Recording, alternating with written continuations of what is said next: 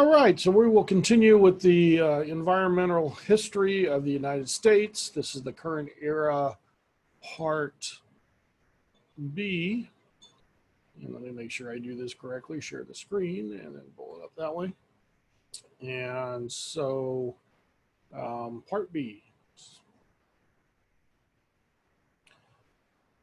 All right, so we'll start with Franklin D. Roosevelt, usually considered a pretty good president. He was the one that pulled us out of the Depression. Also was president for a very long time. Now we have 2 terms. Bringing us out of the Depression, one of the ways he did that was having a large federal work program.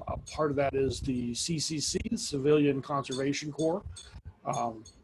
And today it still exists. Often young people, doesn't have to be young people, but often young people will get jobs over the summer and they'll be hired by the government to work for the CCC, and they'll work in our national parks, in our national monuments. Not this time of Yosemite, but last time I'd gone. And actually in Lassen, another national park, we had workers in there. They'll do trail work and bridge work and things like that. So here again, and they built the dam, things like, you can see quite a bit going on. Built waterways, and so this is one of the things that he had done.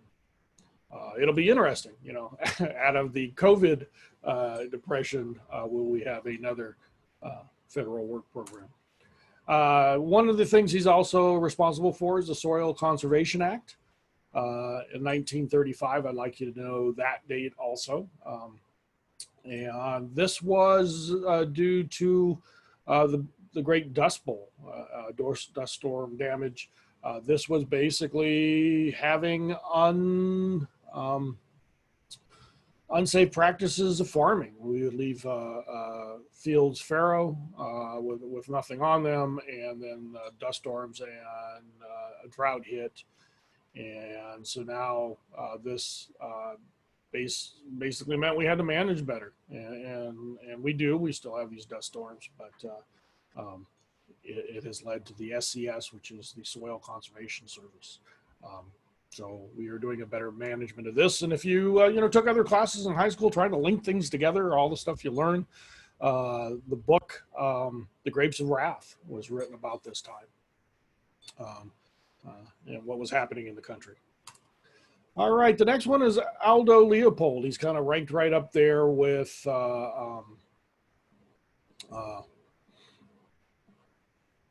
he's right up there with the book Walden Pond.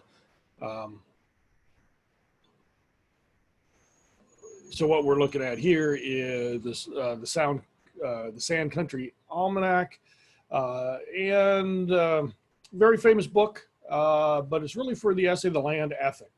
And it's important because he is another one that promoted that we live lightly on the land, we live with the land, that your land ethic was not good if you did not leave that land for future generations. So along with Thoreau, he is one of the big 3, I guess, when it comes to these preservationists, and the third one will be next, actually. But so a very famous book, lots of different smaller essays, but what he's really known for is that land ethic. He was a writer.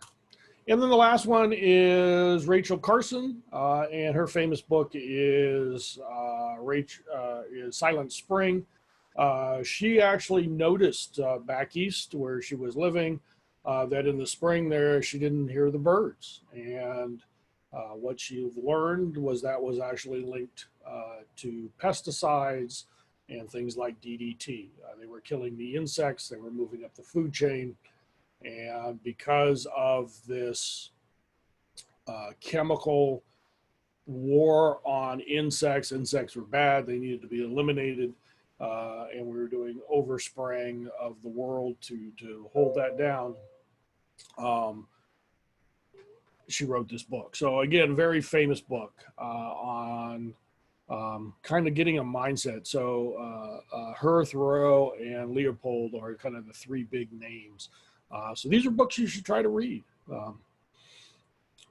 All right, and then we'll go into Lyndon B. Johnson. He had the Wilderness Act of 1964, and I want you to know the date, and I think it's important. You know, Lyndon B. Johnson, you know, you look at presidencies, kind of there, not there, I don't know. This is kind of strange because the importance of this was basically setting aside land not to make money in the sense that we're going to cut it down or dig up what's in the ground. It was really for, you know, it's okay to go and bird watch and hike and preserve land for just that. And so that was really kind of a different concept. Another toxicologist, we saw Alice before, Paul Ehrlich. Paul with his wife Anne have written a bunch of books, and one of the books is The Population Bomb, which, you know, he's a toxicologist, and this is kind of looking at a different topic than what maybe he was trained to do, but wrote a first book about overpopulation. Made some dire warnings that did not come true, but we were going to definitely spend some time talking about human population growth and the impact on the environment later in the semester. And that is the end of this era tape. So we will conclude with one more to finish up this lecture.